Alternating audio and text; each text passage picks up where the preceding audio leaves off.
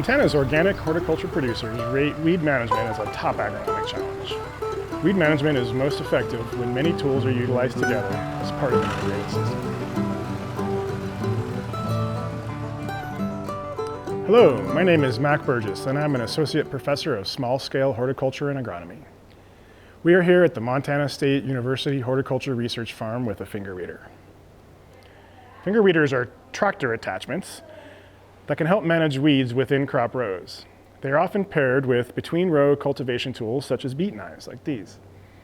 In essence, a finger weeder consists of flexible plastic fingers that can be calibrated to run within the crop row and kill tiny annual weeds while leaving crops undamaged. In our trials at the research farm in Bozeman, Montana, we are testing commercially available finger weeders for two-wheel cultivation tractors. Larger models exist for four-wheel tractors, including ride-along cultivators being trialed in Corvallis, Montana, as well as models for smaller scale production that can be hand-powered.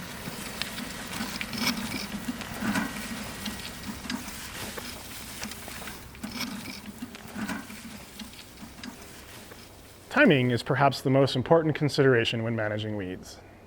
Finger weeders are designed to manage small annual weeds and are best used when there is a large size difference between crops and weeds. With small crops, the fingers should be kept further apart and run as each flush of small weeds germinates. When the crops mature and can handle more intense cultivation, the fingers can be adjusted to overlap more. When timing cultivation with the finger weeder, weather is another important factor. If the soil is too wet, the finger weeder will get covered with mud, causing the wheels to slip, preventing the fingers from spinning and dulling the blades.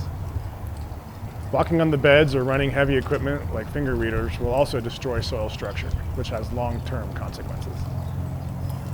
If wet conditions last for too long, weeds may grow too large for effective cultivation with the finger weeder. So hand tools may still be necessary once weeds have surpassed the size that finger weeders are designed for.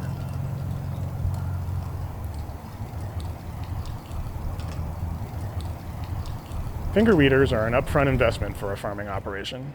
Prices vary by scale, but it's approximately $4,000 for a cultivation tractor and finger weeder with beet knives.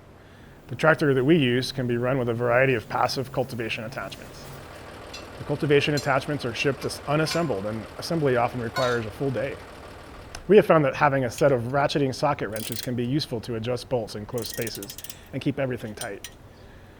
Once put together, it is helpful to have a practice bed where you can run your tool and adjust spacings as well as how aggressive your finger overlap is within the crop row.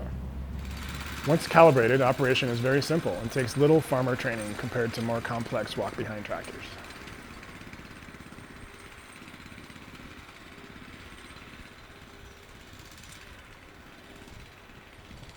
In field trials at the MSU Horticulture Research Farm, cultivation with finger weeders and beet knives took about 80% less time in cabbage compared to cultivation with hand tools. Marketable yields were 40% lower the first year of operation as we got to know the timing and use for finger cultivation. And we had a rainy spring that year. But we're at 80% of the yields in hand cultivated beds in the second year with higher quality of cabbage. The higher observed quality in our finger cultivated beds was largely due to fewer cabbages that bolted before heading up. In hot years with variable weather conditions, cabbage can go to seed under the stress of heat, making the crops inedible. So leaving some weeds in the beds may be helpful in hot years and could improve the quality of cabbages. In onions, finger weeders require larger spacing of crops than hand cultivation. We compared 4 rows of onions per 5-foot wide bed for hand cultivation to 2 rows per bed for tractor cultivation. In our first year, as we got to know the equipment, yields were significantly lower with the finger weeders. But in the second year, yields were equivalent when the wider spacing was taken into account. Cultivation took over 18 times longer by hand, so a lot of time could be saved if a farmer does have twice the bed space to dedicate to onions. Additionally, once crops grow very large, finger cultivators can no longer be run in the beds without causing crop damage. Once the onions were too large to run cultivation equipment, we tried adding an additional 1, 2, or 3 hand cultivations to those beds. We found about a 10% increase in yield from the first stacked hand cultivation, but no additional benefit to more hand labor after that. With this additional hand cultivation, the finger treatment was still about 2.5 times faster than exclusive hand cultivation.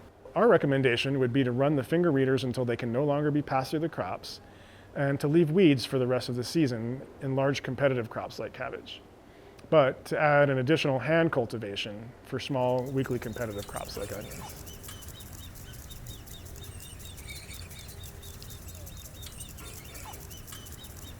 Mechanized in-row cultivation requires very careful steering to avoid crop damage.